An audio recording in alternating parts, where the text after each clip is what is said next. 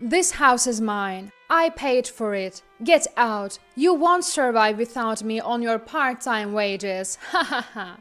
Henry sneers and gleefully unfolds the divorce papers. My name is Olivia and I'm 33 years old. Recently, I started working part-time at a nearby grocery store. I met Henry, my husband, at work. We got close, married 3 years ago, and I left my job soon after. Even though I wanted to continue working after marriage, Henry insisted that I become a homemaker. I reluctantly agreed, but couldn't shake off the desire to work again. After daily persuasion, Henry finally allowed me to work part-time. We want kids, but haven't been blessed yet. I wanted a pet and suggested getting a cat, but Henry hates them, so I gave up on the idea. Ever since I started working part-time, Henry criticizes everything I do. Did you go to work again today? The house is getting messy. Look at those wrinkled clothes. You're not keeping up with the chores. That's not true. I clean before going to work and the laundry is fine. What are you talking about? I've been managing everything perfectly. Henry retorts, the place looks dirty. Are you blind? And why is it always fried chicken? Can't you make something else? I don't make fried chicken that often. I try to vary our meals. I made your favorite fried chicken despite being short on time. I've prepared a variety of dishes. Henry doubles down when I push back. So, you're blaming your part-time job? Don't act so high and mighty. I earn enough for both of us. Do your chores properly and stop making excuses. It's embarrassing to see you work so hard for such a low wage. Henry always belittles me and my job. He wanted me to be a homemaker to maintain his image, not because we needed the money. He disapproves of my part-time job and takes every opportunity to mock me, asserting his financial superiority to unleash his verbal abuse. Even though he's my husband, I can't stand it when he degrades my work with harsh words. His words were ruining my mood every day. One day, we decided to go on a long-awaited drive to his parents' house. I had been irritated with him for a while, but I thought this outing would be a good break, so I was happy. At the time, I couldn't imagine that the visit to my in-laws would turn out the way it did. We drove for a few hours and finally arrived at his parents' home, where his mom was waiting for us. His mom, who lives alone, greeted us warmly. We had dinner prepared by her, and then my husband left to play poker. As his mom and I were doing the dishes, I noticed her demeanor change. She had been calm, but now her expression was stern. Wondering what was wrong, I made some coffee, and we sat down on the sofa. Then she spoke up. Olivia, Henry told me you've been working part-time. Why do you need to work when Henry has a good job? And it sounds like you're not taking care of the house because of it. I was taken aback by her sudden questions. No, that's not true. I'm doing my part-time at home. She widened her eyes dramatically. I heard everything from Henry about how poorly you keep the house. Lying won't help. Henry has been suffering alone. He comes home to a dirty house after a hard day's work. You're even failing at cooking decent meals. Quit your part-time job. No one at your workplace would even care if you left. Your job is to be a homemaker. Don't embarrass yourself as Henry's wife. She's an old-fashioned woman who got married right after school and has never worked outside the home. My husband also believes that's what a wife should be like. That's why they both dislike the idea of me working. But her words were too much. I felt devastated by her heartless comment that my job doesn't matter and that no one would miss me if I left. I find my part-time job rewarding and everyone there is nice. They treat me well and rely on me. Tears filled my eyes as I couldn't believe they thought so little of me. What shocked me even more was that my husband was talking badly about me behind my back. I do manage our home. Actually, because of my part-time job, I've been putting in more effort to manage the house well. I know my husband's job is tough, so I've been doing my best to support him. But to think that he and his mom were talking bad about me over the phone, I just couldn't believe it. I was quite depressed for a few days, but then I remembered my dad's face. Ever since Mom passed away, he's been living alone in our family home. I haven't seen him for a while because I've been busy. I felt like hearing his voice, so I called him. Usually, he picks up right away, but that day the phone kept ringing. When I started to worry about why he wasn't picking up the phone, finally Dad answered.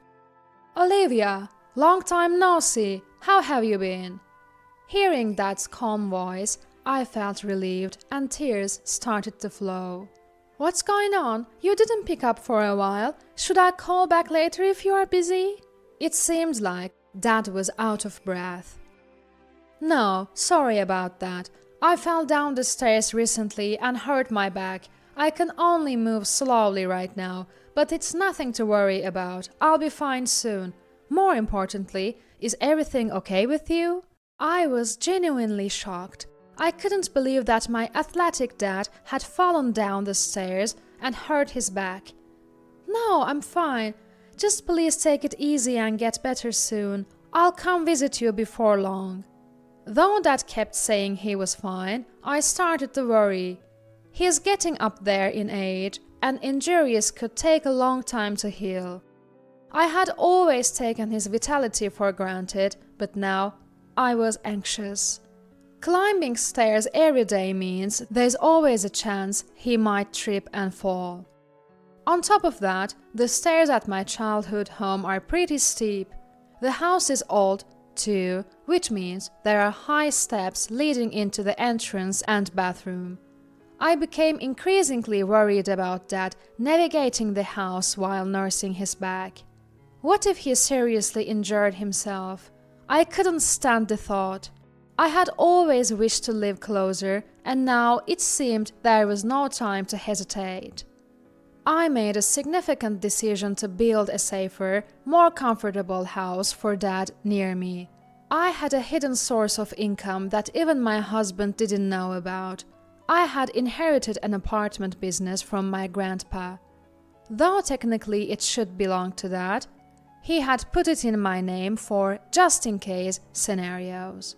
Dad always told me it's best not to talk about this, so even my husband doesn't know. I had saved all the rental income up until now. With that money, I could build Dad a new home. I've always been a worry for my dad, never really been able to give back to him. Now, I finally have a chance to give him the best gift of his life. The thought made my heart soar. However, building a new house would cost a significant amount, so I first needed my husband's understanding. I was on pins and needles, expecting another complaint and a big no. But instead, the response was, "You know, you might be right. Considering our age, maybe a new home is a better idea." Far from opposing, he graciously agreed. "Just don't come crying to me if you can't actually pull it off," he said, undermining me once again. Though it made me mad, I didn't want another fight, so I let it go. Now, the path was clear. I immediately started to search for reputable contractors and pushed ahead with the plans, though my husband didn't seem pleased. He didn't complain, but I could tell he wasn't fond of the idea. Then, one day, I was shocked when I went to the bank to withdraw money for groceries. $3,000 was missing from our account. I was shocked to see $3,000 missing from our joint account. I didn't remember spending that much money. There was only one person who could have done this. It was hard to believe my husband would take money without asking, but the reality was that the money was gone. That night, I confronted him. "Hey, I went to the bank today and $3,000 was withdrawn from our living expenses account. Do you know anything about this?" My husband smugly replied, "I gave it to my mom. You were talking about building a house, right? You must be stashing money somewhere. What's the big deal with $3,000? I couldn't believe my ears. "Why did you have to give her the money? It's not like my mother-in-law is broke. And that money is for our living expenses. You can't just give it away without asking me. That's totally unfair." My husband snapped back. "What do you know about my mom? She said she's struggling. What's wrong with a son helping his mother? Besides, I earned that money. What I do with it is none of your business. If you're upset, go earn your own money part-time. See, you've got nothing to say. Don't ever complain about what I do again." He shouted and stormed out of the room. I had always believed that even if my husband had a bad temper, he wouldn't betray me. It would have been better if he had just discussed giving money to his mother with me. Perhaps there was another way, and this fight could have been avoided. Was it that he thought I would object? Or did he not trust me? I felt like our marriage was getting worse, not better. The next day, my husband acted like nothing had happened and went to work. I didn't want to argue anymore, but the bad feeling lingered. Finally, our new home was completed. Thanks to a helpful construction company, we managed to build a beautiful home. I had arranged for a moving company to help my dad with the packing. Everything seemed to be going well. With just 2 weeks left until the moving day, I was brimming with joy at the thought of honoring my parents in the home I built. The plan for the big day was to go to the new house with my husband to help my dad unpack. But when we sat down to discuss the day's schedule, my husband dropped an unbelievable bombshell. "Hold on, that house isn't for your dad. I'm giving it to my mom. I have the right to decide who lives there." I was stunned. "That house is for my dad. I built it." Rushing my words, he retorted, "You, working part-time, could never afford to build a house. I built that house with my money." He seemed to genuinely believe he had paid for the house. Was his agreement to build the house in the first place because he intended it for his mother, not my dad? His behavior was appalling. Now, I had to prove that the house was built with my money. I had no choice but to reveal the rental income I had been silently earning. When I told my husband about my decision, he didn't believe me. "You're making up a crazy story just to get the house the way you want it. Why not come up with a better lie while you're at it?" And no one believed me, so my husband stormed off somewhere.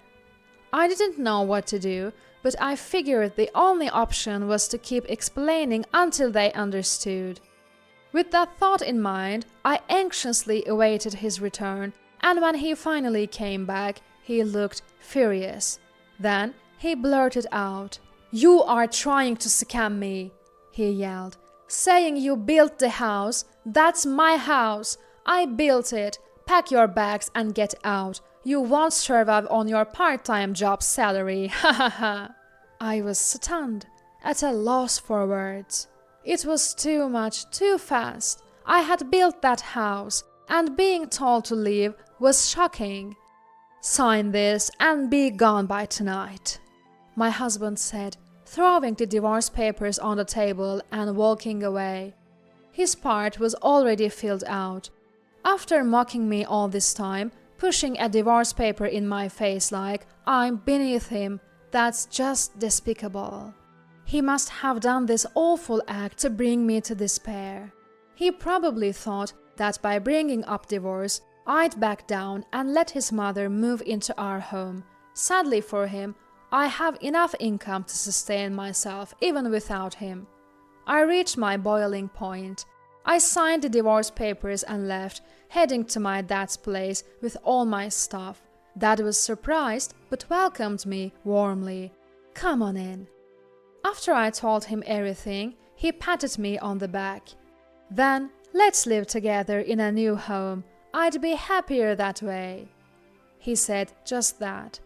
Moving day came and everything went smoothly, probably because my arrival sped up preparations. Although it felt eerie how my husband didn't make a fuss despite all his previous claims about the house being his, I tried not to think about it. Then, a few days into my new life with Dad, something unbelievable happened. Curious about the noise outside, I looked out the window. A moving truck had parked right in front of our house. Turns out, this is their new home. When I asked what was going on, I learned that my husband was the client and he'd be arriving with his mother soon. My dad and I already live in this house, and it looks like he's planning on moving in uninvited. We're already divorced, so he is practically a stranger now. We don't want him barging in.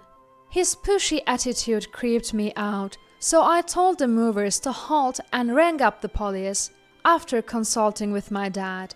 After explaining the situation to the officers, they confirmed that not only did he have no right to live here, but even stepping foot inside against my will was illegal trespassing.